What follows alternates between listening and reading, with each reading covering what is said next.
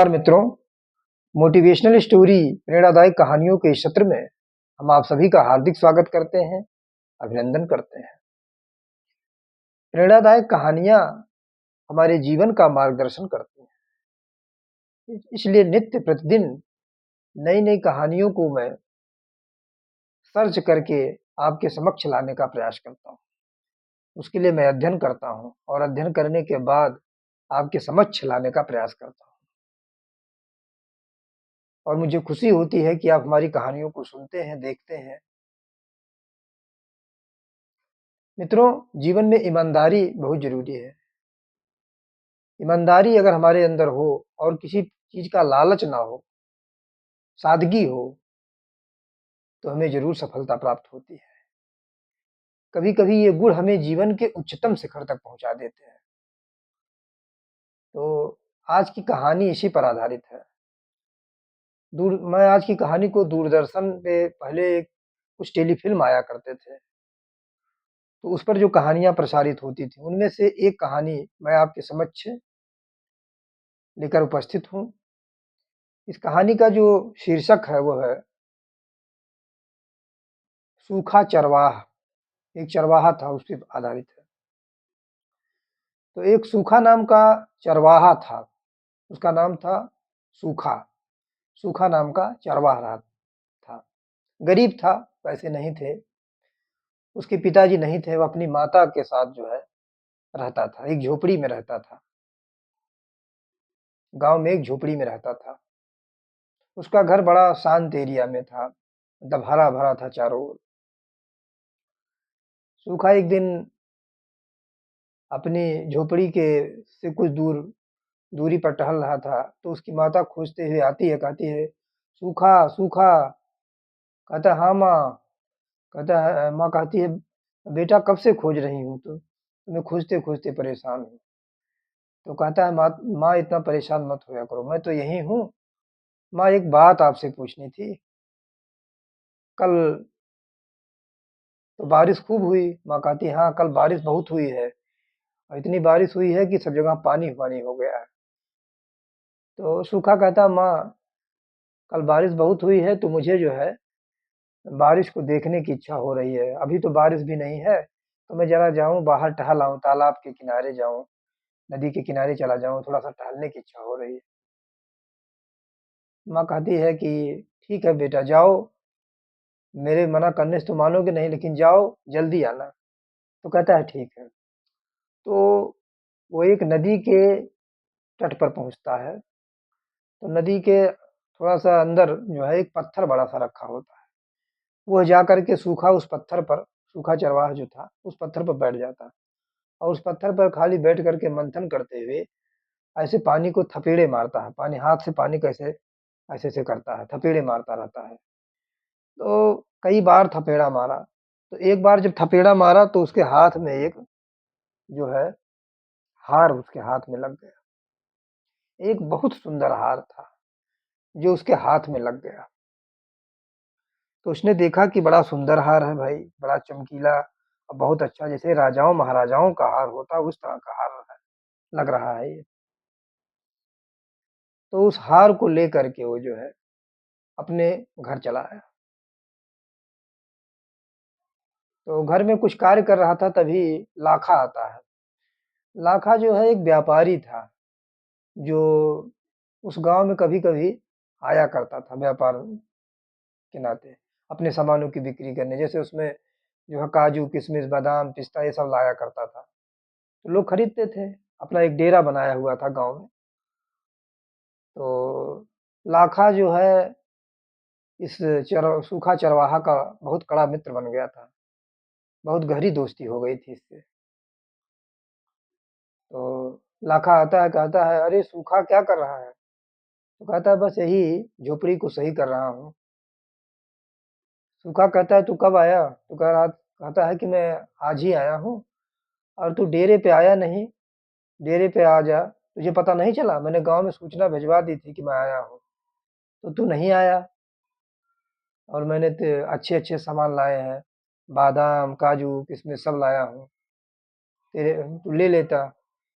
तो सूखा कहता मेरे पास पैसे नहीं हैं, मैं इसलिए नहीं आया खरीदने। तो कहता है पैसे की क्या बात है, तू मेरा दोस्त है, पैसे चाहे जब दे देना। तो कहता है नहीं, बिना पैसे के मैं कोई सामान नहीं लूँगा। फिर कहता है हाल चाल पूछता है, फिर कहता है सूखा चरवाहा जो है लाखा से कहता है, जो लाखा व्यापारी होता है, उससे कहता है कि मेरा एक काम तू कर देगा? तो कहता है हाँ, क्यों नहीं कर दूंगा। तो कहता है मेरे पास एक हार है, बहुत सुंदर हार है। तू ये हार, तू कहाँ जा रहा है पहले ये बता, तू जा कहाँ रहा है। तो कहता है मैं बुंदेलखंड जा रहा हूँ। तो कहता है कि तू ये हार जो है वहां के राजा को दे देना, और कहना कि पड़ोस के मालवा राज्य के कुंवर सुखमल ने आपके लिए हार भेजा है। तो लाखा हंसता कहता है कि सुखमल, कुंवर सुखमल, अरे तू कब से सुखमल हो गया, तू राजकुमार कब हो गया। कहता है अरे तू छोड़ ये सब बातें, मैं जो कह रहा हूँ वो तू कर। तू बस इतना संदेशा दे देना, और ये हार ले जाओ, उस राजा से कहना कि ये हार जो है मालवा राज्य के राजकुमार राजकुमार सुखमल ने भेजा है, और विशेष कर ये आपके लिए बनवाया है। कहता है ठीक है भाई, ठीक है मेरे सुखमल महाराज, हंसते हुए। तो वह बुंदेलखंड जाता है, व्याप, व्यापार के उद्देश्य से जाता है।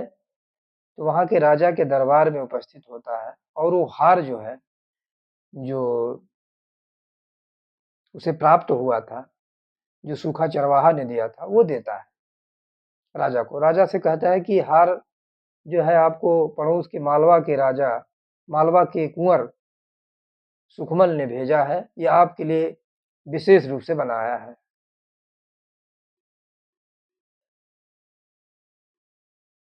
तो कहता है अच्छी बात है, बड़ा अच्छा, ये तो बड़ा सुंदर हार है, बहुत अच्छा हार है। बहुत प्रसन्न होता है राजा। राजा कहता है कि हार तो बहुत पसंद है, कुंवर सुखमल जी से कहिएगा, उस लाखा से कहता, व्यापारी से राजा कहता है कुंवर सुखमल से कहिएगा कि बहुत अच्छा हार है, मैं इसे स्वीकार करता हूँ, और मैं एक दिन कुंवर सुखमल से मिलने आऊँगा। तो वो जो है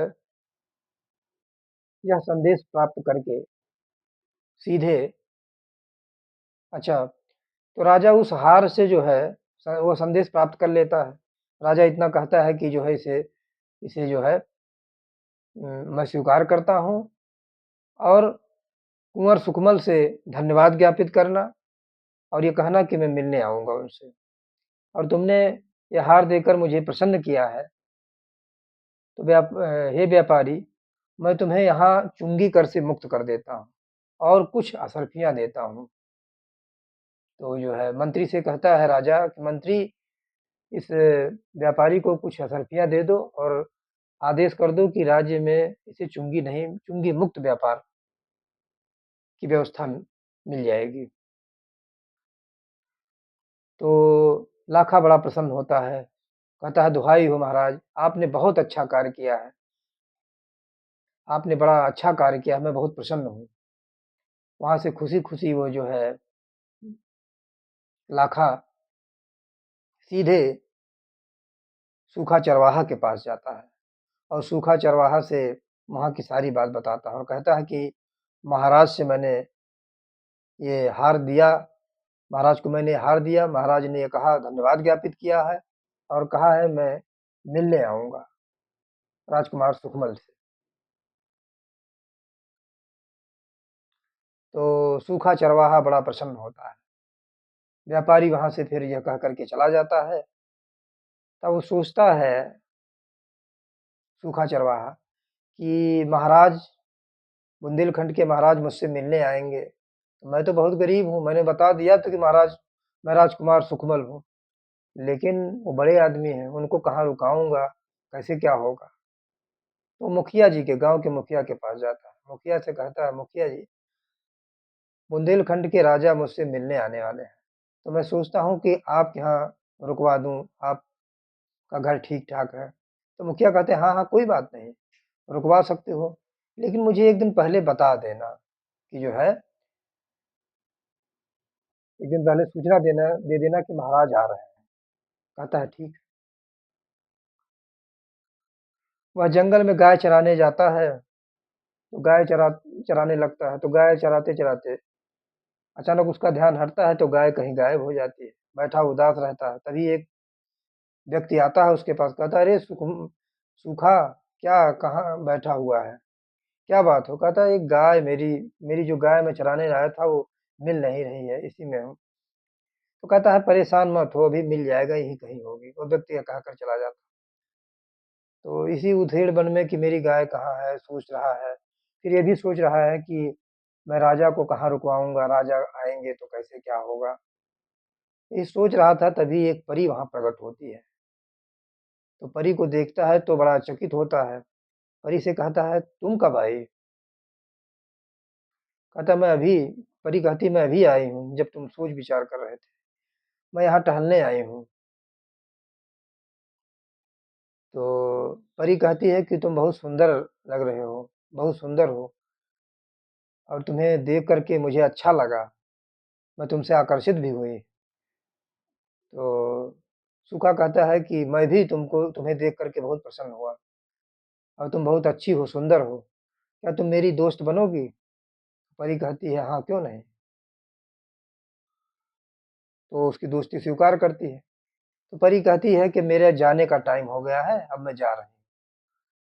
तो सूखा कहता है कि मेरी गाय खो गई है, क्या तुम मेरी गाय दिलवा सकती हो? तो ऐसे मंत्र पढ़ती है तो उसकी गाय आ जाती है। गाय को देखकर बड़ा प्रसन्न होता है। फिर कहता है कि अच्छा तो फिर वो कहती है परी कि अच्छा मैं अब चलती हूँ।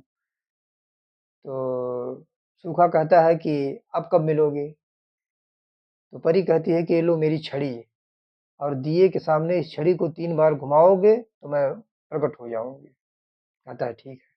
वो छड़ी जो है परी जो है वो छड़ी सूखा को दे देती है। सूखा अपने घर जाता है। फिर उसे वही चिंता रहती है कि जो है महाराज को जो है कैसे व्यवस्था होगा, क्या होगा? और इसी नाते वह जो है परी को याद करता है। दिया जलाता है, दिए के सामने छड़ी को घुमाता है, परी आती है। परी से कहता है कि परी मुझे एक समस्या है। परी कहती है, हाँ बताओ क्या समस्या है? वो कहता है कि पड़ोस के राजा जो हैं, बुंदेलखंड के राजा मुझसे मिलने आने वाले हैं।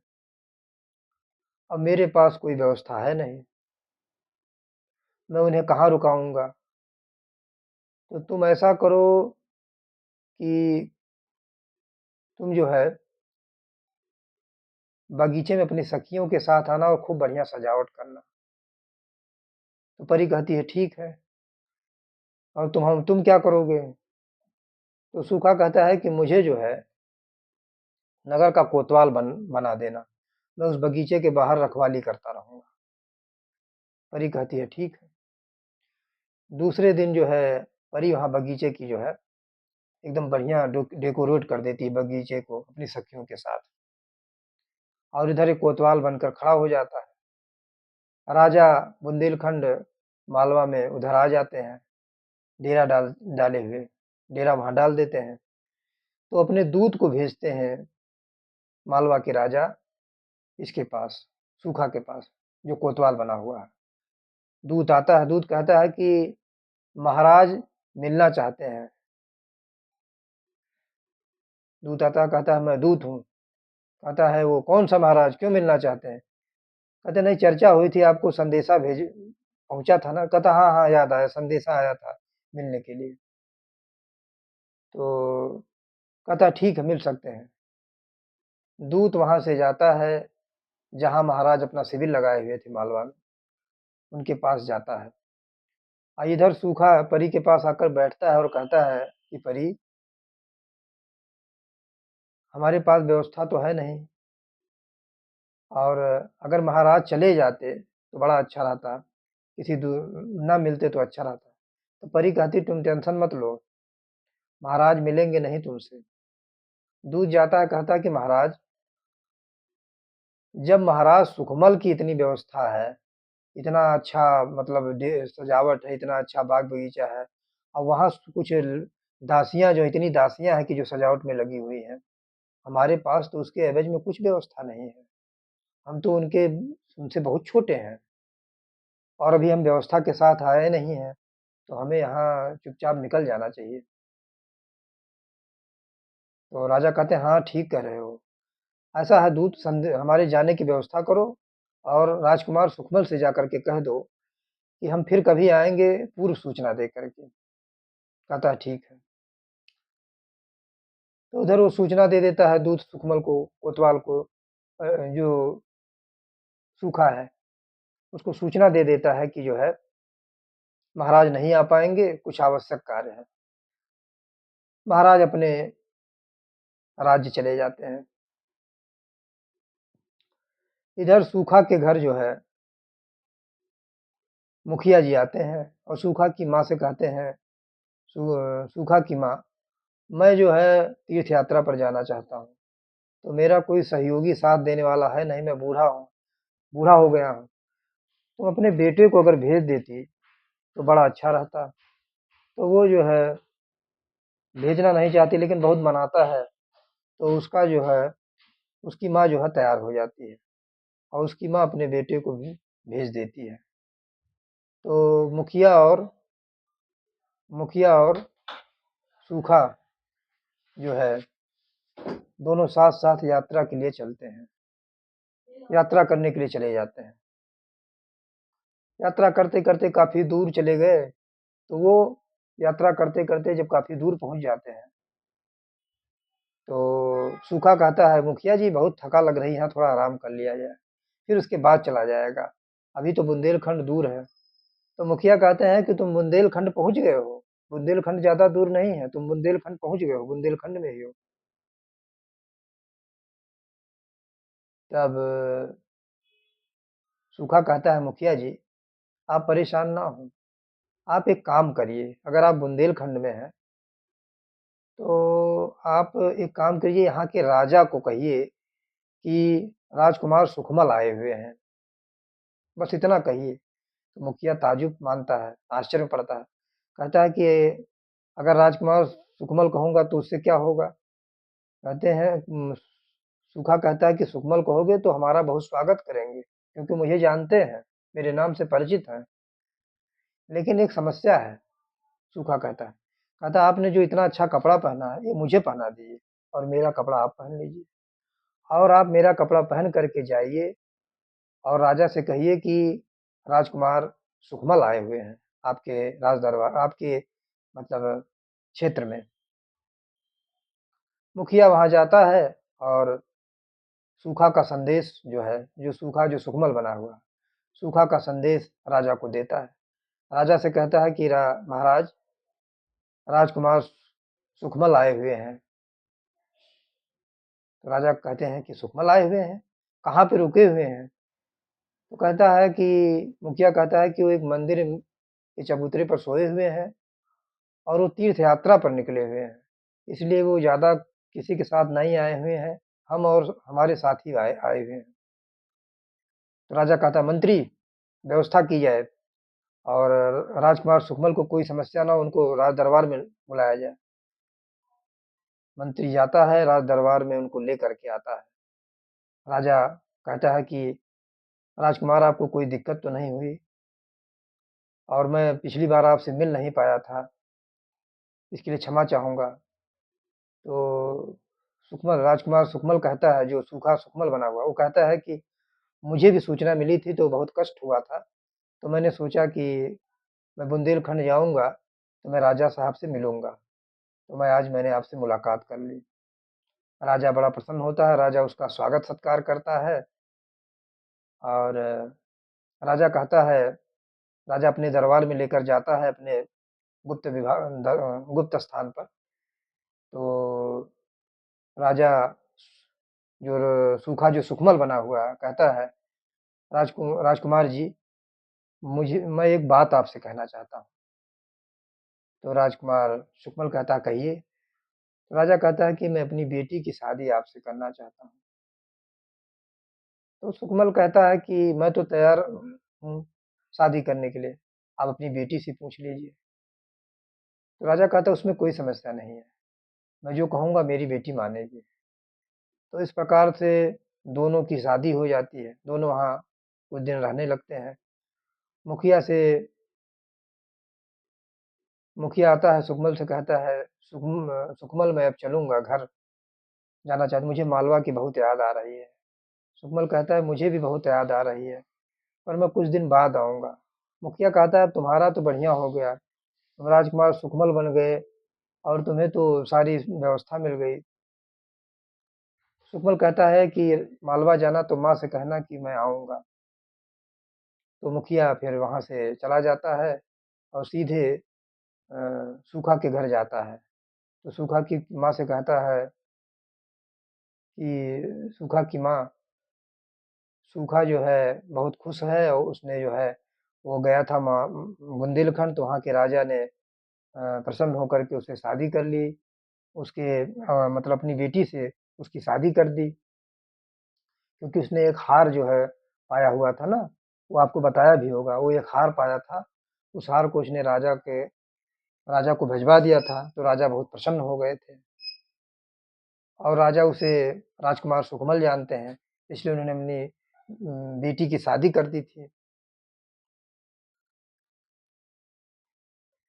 तो माँ कहती है कि उसने मुझसे मिलने के लिए तो नहीं कहा। तो मुखिया कहते हैं कि हाँ, कहा है वो मिलने आएगा, लेकिन कब आएगा ये नहीं पता। माँ कहती है कि मुझे व्यवस्था करो मुखिया, मैं मिलना मिलना चाहती हूँ अपने बेटे से। तो माँ चली जाती है बुंदेलखंड, अपने बेटे सूखा के पास बैठी रहती है। सूखा यानी राजकुमार सुकमल जैसे देखते हैं अपनी माँ से मिलने आते हैं। माँ कहती है मैं नाराज हूँ तुमसे, तुम यहीं बस गए, अपनी मिट्टी को भी भूल गए, यहाँ पे यहीं पर रह गए तुम। कहता है नहीं माँ, मैं भूला नहीं हूँ, ये देखो तुम्हारी बहू, मैंने शादी कर ली है, तुम्हारी बहू, ये यहाँ के राजा हैं और ये तुम्हारी बहू है। माँ बहुत प्रसन्न होती है, बहू को अपने स्वीकार करती है और माँ कहती है कि बेटा अब यहाँ बहुत रह लिए, अब तुम्हें मालवा चलना चाहिए, तुम्हारी मातृभूमि, अपनी मातृभूमि को नहीं भूलना चाहिए। तो सूखा कहता है मैं अपनी मातृभूमि को नहीं भूला हूँ माँ, मैं तुरंत यहाँ से चलना चाहूँगा। तो वहाँ तो वो जो है अपनी पत्नी और माता के साथ मालवा की ओर चला जाता है और सुखपूर्वक अपना जीवन व्यतीत करने लगता है। तो आज की कहानी जो है हमें ये बताती है कि हमें ईमानदारी पूर्वक अपने जीवन का निर्वहन करना चाहिए। वो हार उसे मिला, लेकिन उस हार में को प्राप्त होने के बाद उसने लालच नहीं किया। उस हार को उसने बेचा नहीं, बल्कि उस हार को ससम्मान उसने बुंदेलखंड के राजा के पास पहुँचा दिया था। तो आज की कहानी यही सिखाती है कि हमें ईमानदार रहना चाहिए और किसी वस्तु के प्रति कोई लालच नहीं होना चाहिए। ईमानदारी और लालच विहीन होने से सूखा को जो है अ, सूखा की स्थिति संपन्न हुई और वह जो है उसका भाग्य चमक गया। तो आज की कहानी हमें बहुत कुछ बताती है। इतनी देर तक हमें सुनने के लिए बहुत-बहुत धन्यवाद। आपको ये कहानी कैसी लगी मित्रों? ज़रूर बताइएगा। जो भी त्रुटियाँ होंगी उसके लिए मैं क्षमा चाहता हूँ। बहुत-बहुत धन्यवाद।